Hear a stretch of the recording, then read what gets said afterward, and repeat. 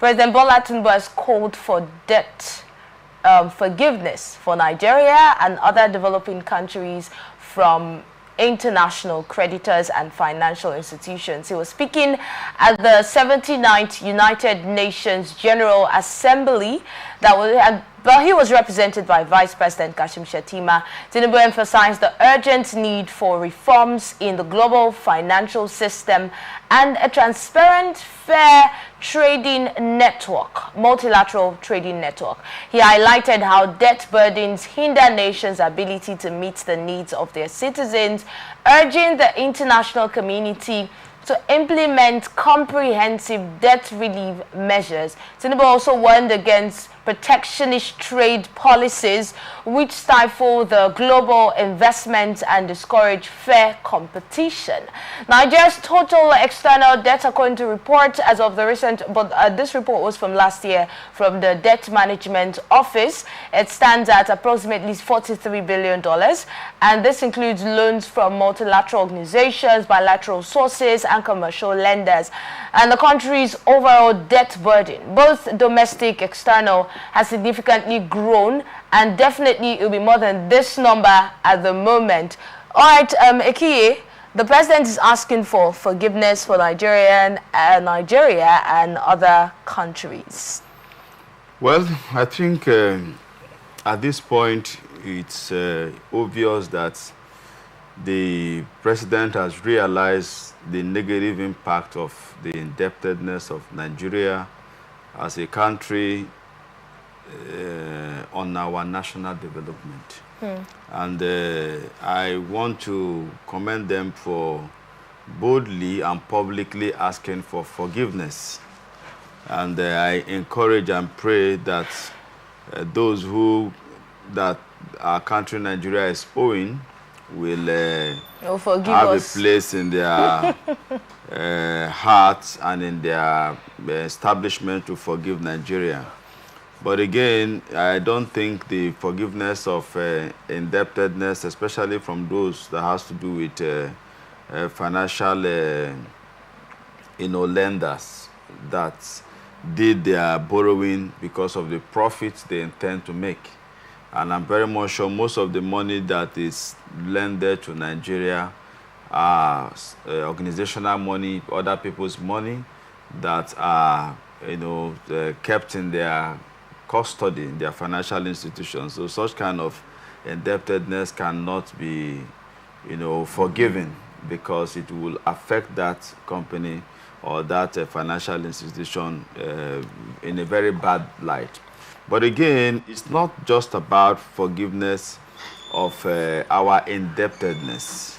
There is also a need for an intentional accountability. Talking about accountability, how does how are Nigerians supposed to perceive the presidency from this statement? How do you think this will actually affect Nigerians? You are guilty. Yeah, you are guilty. Because if it's in a situation where we know the family is owing a particular family, right? And before you collected that loan, there were supposed to be plans on ground. So it seemed like you actually had plans, or told us you had plans on ground to make use of that loan. And definitely those plans should have yielded what would help us pay back. And now we had all of that in mind, even though we've been complaining that debt is much in Nigeria. And then now the president comes out and says, please forgive us. What exactly does that imply?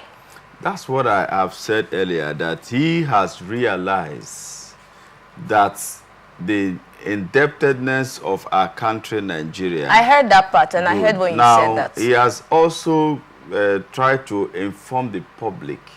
Apology means, forgiveness means, I am guilty, I am wrong. We have mismanaged the resources that we borrowed. The money we borrowed from you people have not yielded any positive interest or impact on our nation. So the money is a complete waste and shamble. So that's what you're saying now, that the monies that we borrowed have been mismanaged and they are wasted and shambled. That is the impression that they are given. Because if I say, forgive me, it means I have accepted that I am wrong. Now that's why I'm coming with the second phase. There is need for accountability. There is need for Nigerians and the international community to know how this money has been used, and it has led to the point of not seeing any result out of it. Because you cannot just, I can't just give you money and you come back tomorrow and tell me, please forgive me, the money I borrowed from you is now affecting my development, is affecting my life, I cannot make progress anymore, people around me are crying, family is suffering because of the debt that I'm owing you. You know, it does not really make sense. You should be telling me that, yes, you know, I borrowed this money for so-so project, for so-so business, and I'm able to invest in it, but unfortunately it failed. But this is the evidences of that failure. It makes you more, you know, responsible. It makes you more truthful and more, you know, matured in your business transaction. Because the person you are talking to is not a dumb, is not a fool. So I believe that in as much as I appreciate and support that our indebtedness should be forgiven, but to also put us in the right track of righteousness, the right track of truthfulness and sincerity, there should be an accountability statement of what we have used that money for. And that calls for the issue of, you know, I don't want to say corruption. That's why I just say accountability, because I would not want to know whether if somebody has embezzled money or in one way or the other siphon or mismanage our resources. So that's why I'm talking about accountability. Nigerians and the international community would be expecting the accountability of this indebtedness, this money that you have borrowed and you're asking us to forgive. There should be a clear statement. There should be a clear facts with evidences of how this money was not able to yield the desired interest. Not that this money has been shared or is in some people's bank account or pocket or in their houses, and then you are now coming to just say, we are sorry, forgive us. No. If this indebtedness started from either Obasanjo's tenure or His Excellency Umaru Musa Yar'Adua, or His Excellency Goodluck Jonathan, or His Excellency Muhammadu Buhari, or it just started as Tinubu took over, let us have these accountability documents. And I think it will put us in a very good light. Because tomorrow, if we forgive you, if they forgive us, would they be foolish again to give us money? Remember that we just talked about, was it the other day when we talked about the loan that we're preparing to receive from the World Bank? That's 1.7 and thereabouts. Now that is another loan that we're expecting to receive, that we're expecting from the World Bank, right?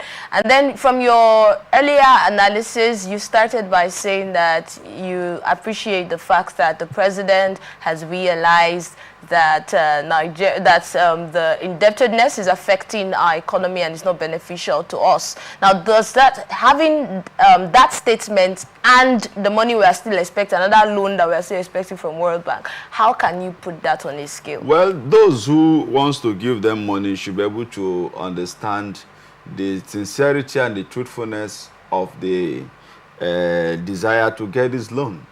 And if it is a financial institution, the World Bank, so they have already got a plan of payback. Most times this indebtedness that has to do with financial institutions, especially the bank sector, are usually paid most times because there is an arrangement for the payment. If a state government is going to borrow money, sometimes it's okay from our IGRO, this is how much that will be going to service this loan every month. Same with the federal government, maybe with our crude or from these particular sources. But that is not the bone of contention here. The bone of contention, like I said last time, that we do not really need this new borrowing. Because to just agree with what we discussed last time, if the former one we have borrowed has led us to the public shame and public domain asking for forgiveness of how we have usurped the money we borrowed for how we have shown ourselves to be incompetent in managing the resources that we borrowed. Believe you me, if it was a citizen of Nigeria that borrowed money from government and could not pay, his property would have been confiscated. Believe you me, by this time, EFCC would have muzzled that person. Believe you me, by this time, the person would have been in DSS custody. But because it has to do with those who are untouchable, then we should just ask for forgiveness. So I want to say that if the international community is going to forgive Nigeria for the indebtedness, everybody who have looted money from Nigeria economy and government should be forgiven. Everyone who has looted money or everyone who has borrowed Every money who have borrowed money, the money that you can't account for is looted. Whether you borrow, okay, you borrowed and now you are saying forgive us. So what did you do with the money? Ambassador, from your earlier statement, you said this was commendable, and I'm trying to see how now you're saying it's a public shame. I commend it because, when... You commend a public shame? When you sin, and you come out to say, please forgive me. It's that action you called a public shame, and it showed that we're not accountable for our money, for the monies that we collected. Yes, of course. If I have committed an offense, and I come out in the public to say, please forgive me, it's commendable. Not everybody will want to publicly say, I am sorry. So that's why I commended the president and the federal government for publicly saying, forgive us of our indebtedness. What did you call the public shame now? It's a public shame because we are not able to manage the resources we borrowed.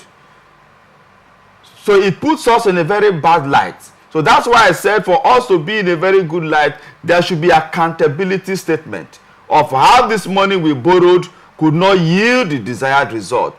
And if the international community forgive us as a nation, I want to also plead with Mr. President that everyone who have looted Nigerian money and also could not pay back should be forgiven. Every cases of corruption with EFCC and the court... You know that's not possible, right? No. You see, I'm only trying to say that if the president will not call for accountability from those who these resources were given to, because this money was not given to a spirit. This money that was borrowed was given to human beings. And if the Mr. President could not call these people for accountability, then I'm also saying that those who have been alleged or to have stolen or to have looted our national resources with EFCC, with DSS, should be granted pardon.